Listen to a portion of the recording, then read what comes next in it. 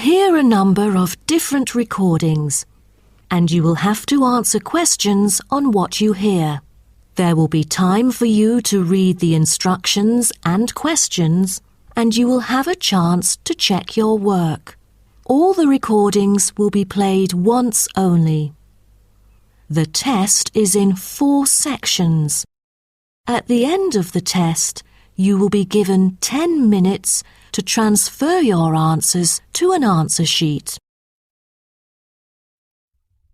Now turn to Section 1. Section 1. You will hear a telephone conversation between a teacher from the art centre and a female student's father about her art courses. First, you have some time to look at questions 1 to 3.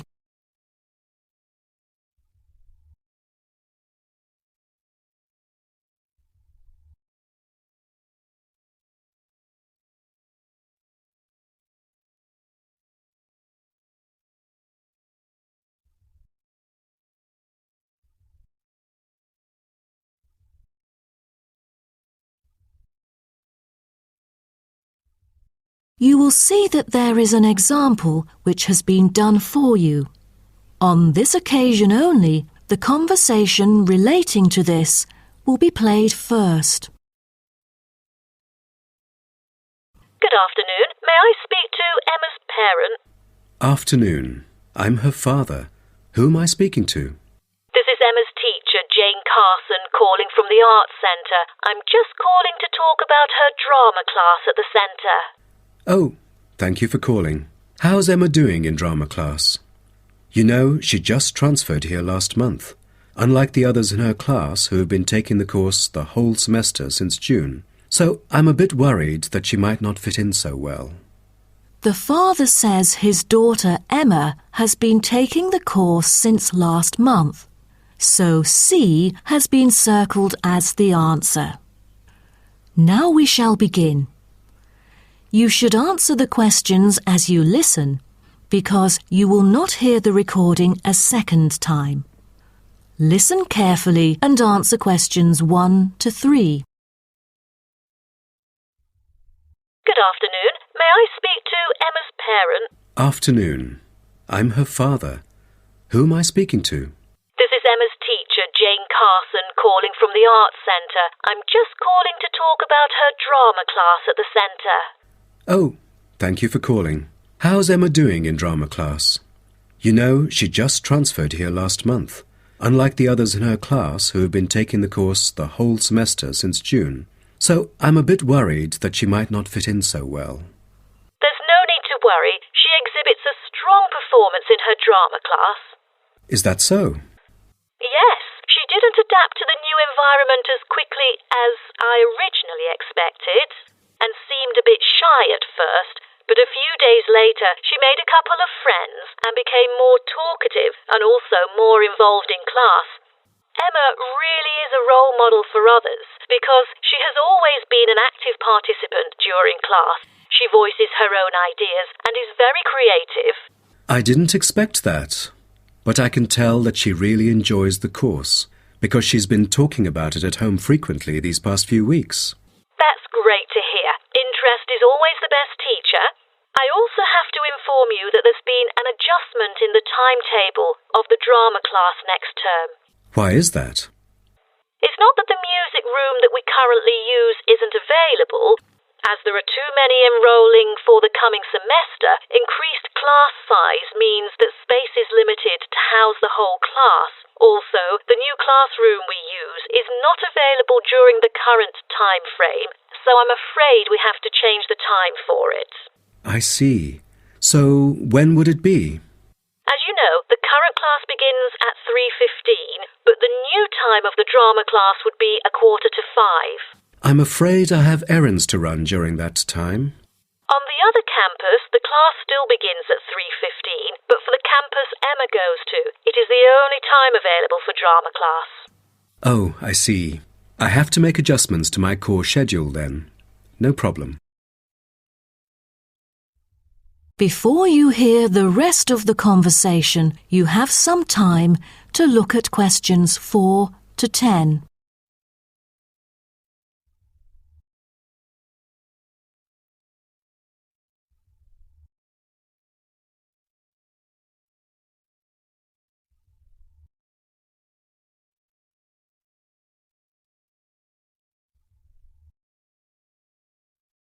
Now listen and answer questions 4 to 10. Miss Carson, I'm thinking about signing Emma up for another art course. I'm thinking about dance class. Dance class is a popular course here, a great choice for a child to shape up and have fun. But unfortunately, it is oversubscribed at the moment. I have to put you on the waiting list. That's too bad. What else can I choose from then? Could you give me some advice? Sure. Emma could take singing class as well. This would improve her musicality. Sounds good. When is that? It is held every Friday evening. That's too bad. Emma already has a swimming class earlier that evening. It will be too late for her to come home if she takes this course. There is also a vocal course available. Emma's got a great voice. I'm sure she'll stand out in the class. Tell me about it. The vocal course starts at 4:30 p.m. every Tuesday. It isn't fully booked yet. Great teacher, experienced and beloved by students. The price is a bit higher though. How much is it? It's $110. Oh, that's too much. Way over our budget. We have to cover the extra cost if we choose it. Or maybe Emma could take music class. What is it about? Learning about songs and musicals. Well, the students have the opportunity to play different instruments like the piano, drum and so on. They can also learn to write music under professional guidance. That's exactly what Emma is eager to learn. How much would it cost? It was $63 last term, but this term it is $85, $22 more than the original price. We can afford that. When does the course begin? The course starts on September the 7th. Can we start 1 week later, on September the 14th? My daughter will be on a trip to France with her mum on the 7th.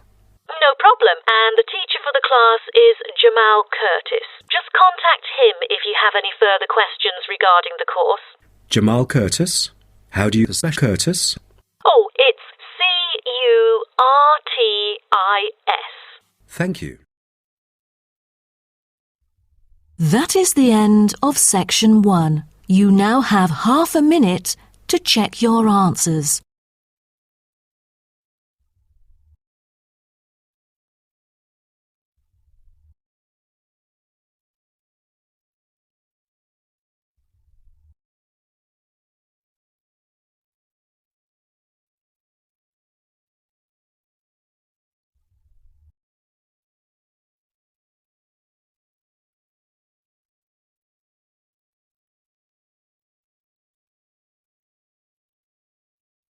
Now turn to Section 2. Section 2. You'll hear a coordinator for the annual ski and snowboard exhibition talking to the audience about some practical information for the whole event. First, you have some time to look at questions 11 to 15.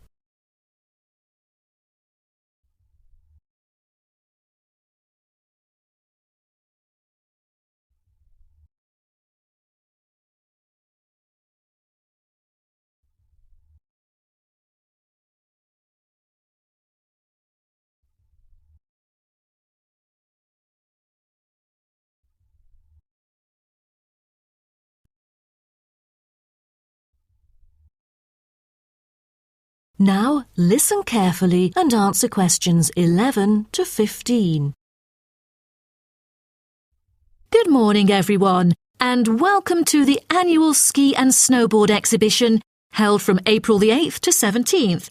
I am Mary Granger, coordinator of the event this year. The 10-day event features many highlights. As a snow sports lover, I know you are looking forward to a great time here. Now, I'd like to offer you some practical information about the whole event and what to expect from it. This might be the first time coming here for some of you, so for those who are still wondering about the right accommodation, I recommend Sky Hotel.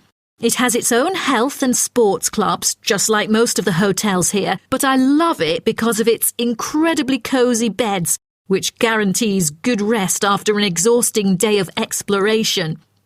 If you haven't brought your own equipment, like poles, boots and skis, they are available for purchase or rent at Ski Set or Snow Rental. The exhibition this year provides a colourful look into the history of skiing and an inspiring peek into the future prospects of the sport. Apart from the fascinating photo exhibitions and the most up-to-date skiing gear like always, this year we have added 4 computers which can imitate the process of skiing, ensuring the same physical activity and sensations that appear during the skiing process on downhill slopes. But I have to warn you that it might be quite time-consuming to line up for the free trial experience. Many have posed the question as to how to enter the skiing and snowboarding competition. Well, rather than filling out the back of the entrance ticket or bombarding the committee with emails, the most effective method is by checking out the exhibition newsletter delivered every month for availability. At the most beloved local event, the exhibition has also drawn attention from the press. Last year, massive media coverage was on the worrisome amount of snowfalls. In order to avoid the same predicament, several artificial skiing slopes have been built. With more participants this year, we have lowered the entrance fee, which has been widely reported to local newspapers. A bonus for our participants is the ski programme. It offers a wide variety of lessons and sessions with qualified instructors, ensuring that all ages and abilities are catered to, from the first-timers to seasoned amateurs. I strongly advise you to sign up for the programme, as it is offering an unprecedented 30% discount. That's mainly because we are cooperating with the programme organiser, who promises affordable prices only for the participants of the festival this year. Before you hear the rest of the talk, you have some time to look at questions 16 to 20.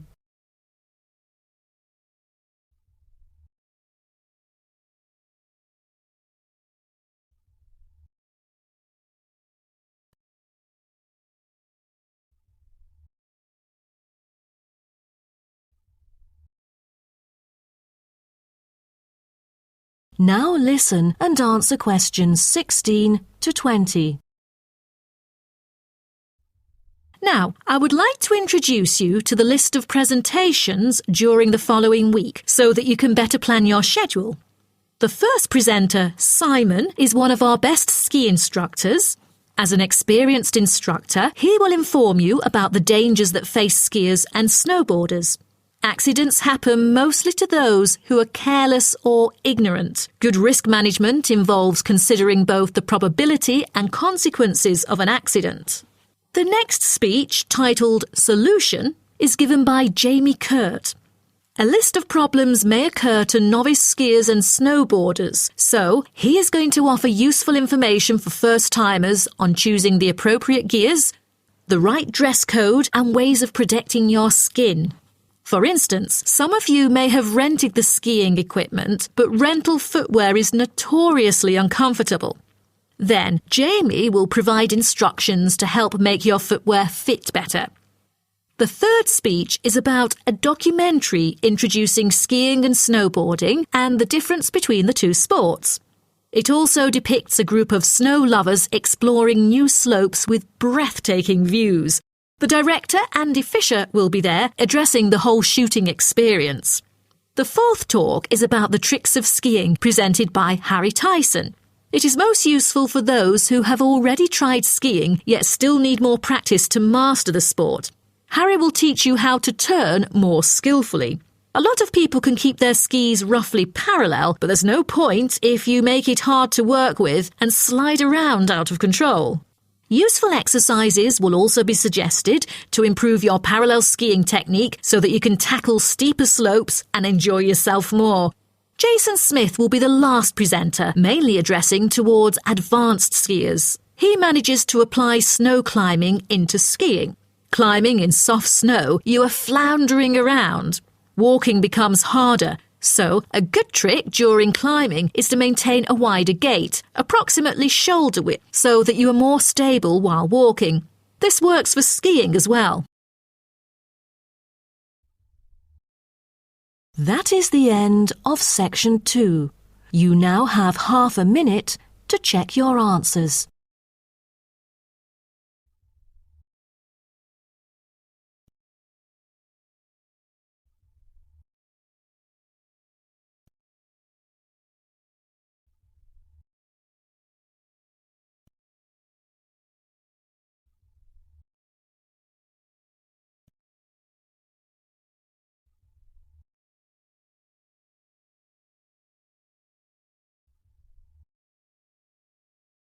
Now turn to Section 3. Section 3. You will hear a student called Jerry discussing a pedagogy course with his tutor. First, you have some time to look at questions 21 to 23.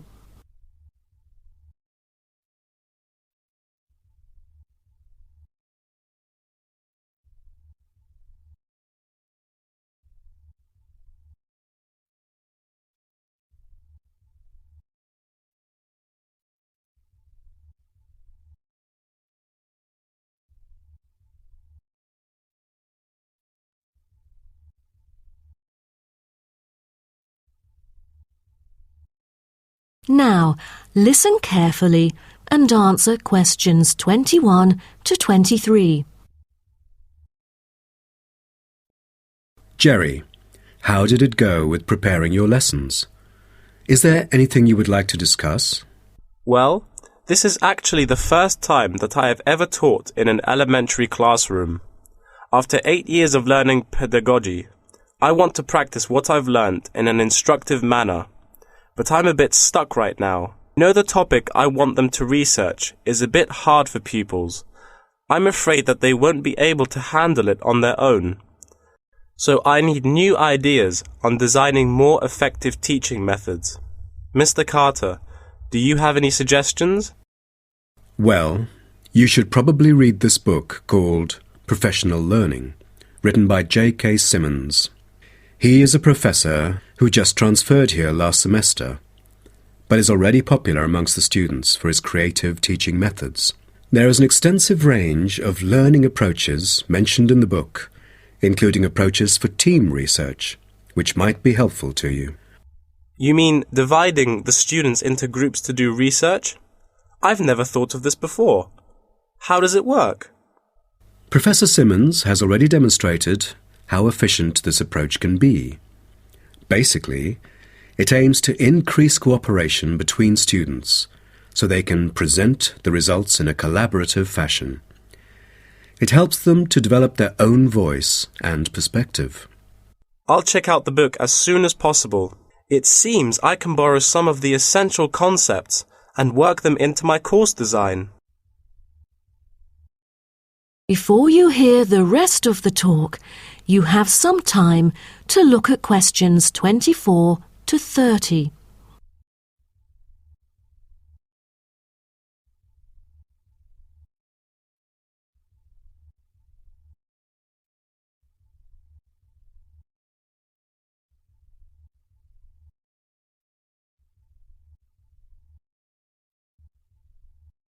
Now listen and answer questions 24 to 30. Well, I was thinking maybe I could use both observation and non-observation as a part of my teaching methodology. Could you take a look at my teaching plan? Sure. What kind of observational methods do you have in mind? For the observational part, I intend to include two approaches. First, the pupils can assess each other's behavior. I feel that reviewing fellow students through criteria-based reference evaluation allows constructive feedback. It can also improve their understanding of the subject material. That's a smart move for a large class that would be hard to observe all by yourself. Also, you might want to get the feedback from several different individuals rather than just one. So how do you plan to carry out the peer assessments? Oh, every pupil will be required to write a diary, which includes group projects, presentations, and in-class discussions. They'll put down their remarks. I'll collect them on a regular basis, which can also help me see whether they can keep up or not. Good. What else do you intend to do? Besides that, I also plan to do video recording. I've already purchased a camera, just in case I miss anything important. I can go back and review their performances anytime I want. Would you record every in-class activity? No, I'll just keep track of an in-class simulation, which would require every pupil to fully participate. Students will act as members of a city council meeting. discussing issues like whether or not prohibition should be instated in the United States. This kind of teaching method is both inspiring and challenging. I can't wait to see how yours works out. Do send me a copy of the assessment afterwards, will you? No problem. So, what do you have in mind for the non-observational approaches? Well, my plan is to quantify the statistics. Numbers do not lie. It is the most direct way to measure their performance. See how well they've learned. Where does the data come from? I'll evaluate the test results, including the midterm, final exam, and pop quizzes, which would only take up about 40% of the overall assessment. Sounds like a lot of tests and assignments. Please remember that you don't want to wear out your students. Keeping them engaged is the key to efficient learning. Once they are exhausted, they just stop trying. Oh, I haven't thought about that. You are right. I don't want to frighten them with tons of assignments and exams. I'll make note of that. Thanks for the advice. I remember last time you mentioned questionnaires, right? That's true, but it is not for my students. In fact, they have to design their own questionnaires and choose the respondents using the internet. As a complement of other teaching activities, it would deepen the creative learning process. Is that all? Oh, the pupils will have to conduct interviews of their own, and for this, they get to choose anyone they like, including relatives, friends, and acquaintances to answer the questions. Seems to me that you have figured out most of your teaching methods, but you still need to polish some of the activities. That is the end of section 3. You now have half a minute to check your answers.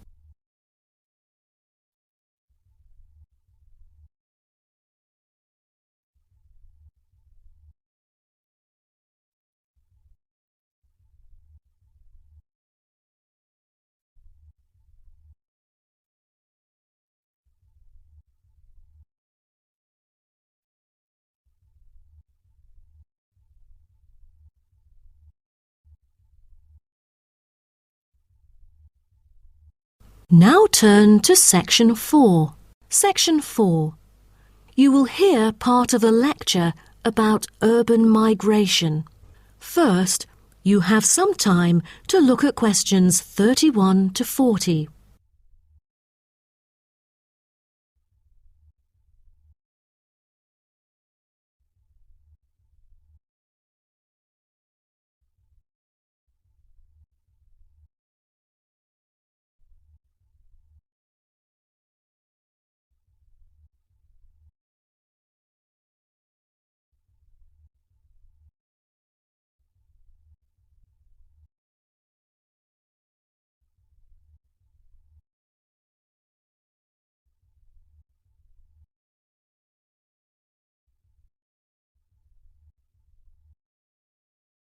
Now, listen carefully and answer questions 31 to 40. Good afternoon, and welcome to my talk on urban migration today. The world has experienced unprecedented urban growth in the recent decades. As much as 3% of Earth's landmass has been urbanized, an increase of at least 50% over previous estimates. Today, people living in cities already outnumber those in rural areas, and the trend does not appear to be reversing. In addition, cities have larger amounts of carbon consumption than rural areas. This is a result from two major aspects. First, with the increase of urban population around the world, the massive construction of urban infrastructure and residential housing is hard to avoid. Second, urban households have a higher rate of car ownership and use more gasoline products. Even though rural exodus is often negatively judged, there are also benefits of migration shared by the local environment and the society as a whole. Well, firstly, global trends of increasing urban migration and population urbanization can provide opportunities for nature conservations, particularly in regions where deforestation is driven by agriculture. As rural dwellers leave their homes, local forests are left to recover. What's more, it is easier for city dwellers to get around. Living in the country means transport can be very difficult. For instance, after midnight, there are no buses or taxis in the countryside. However, there is still a number of public transport modes to choose from in the city. Finally, with more funds and advanced technology, cities endeavor to produce clean energy. New power plants have been built to take harmful methane gas created by the decomposition of rubbish and convert it into electricity. By doing so, an important greenhouse gas is turned into useful energy rather than being directly emitted into the atmosphere. The hustle and bustle of city life offers women the opportunity to explore different professions and pursue their own careers. Women in cities work as engineers, managers, and even football players. This change of roles has affected their marital status and family life. More women are choosing their careers over marriage, which raises the graph of late marriages. As a result, more are remaining single well into their late 30s. They want to be independent and earn money on their own. It is also easier for them to get a promotion while working in the city. Women are slowly achieving wider participation at work, while in rural areas, the mindset is still very conservative.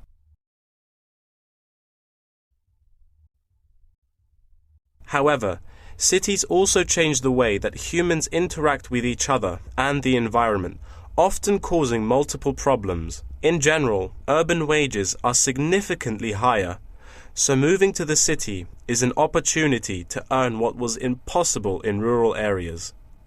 However, the wage difference is often offset by the higher cost of living and absence of self-produced goods, including subsistence farming. A sizable proportion of new corners attach greater importance to money and gradually abandon their former way of life, thus risking losing their culture.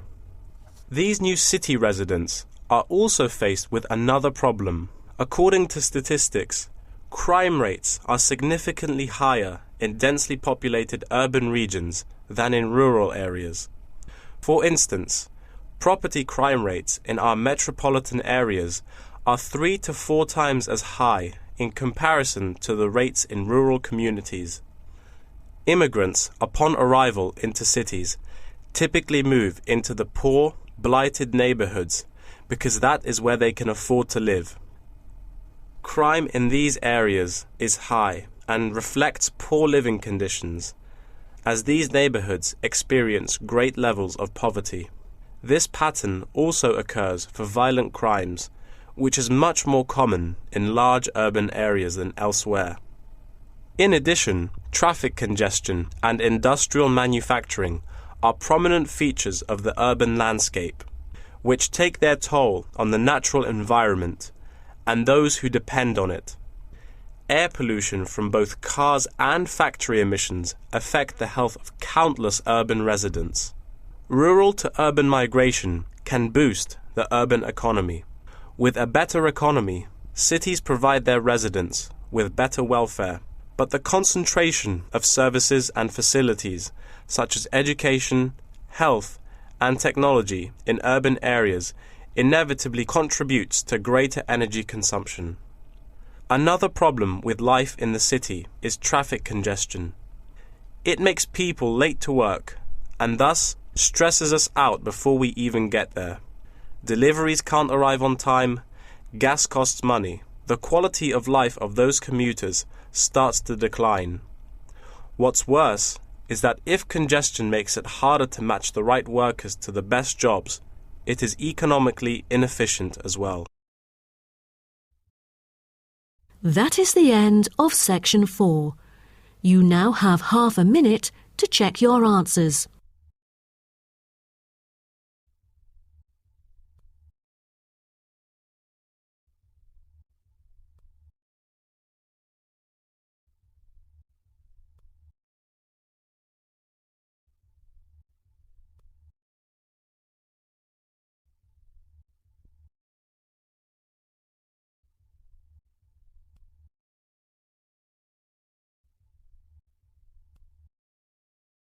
That is the end of the listening test. In the Ielts test, you will now have 10 minutes to transfer your answers to an answer sheet.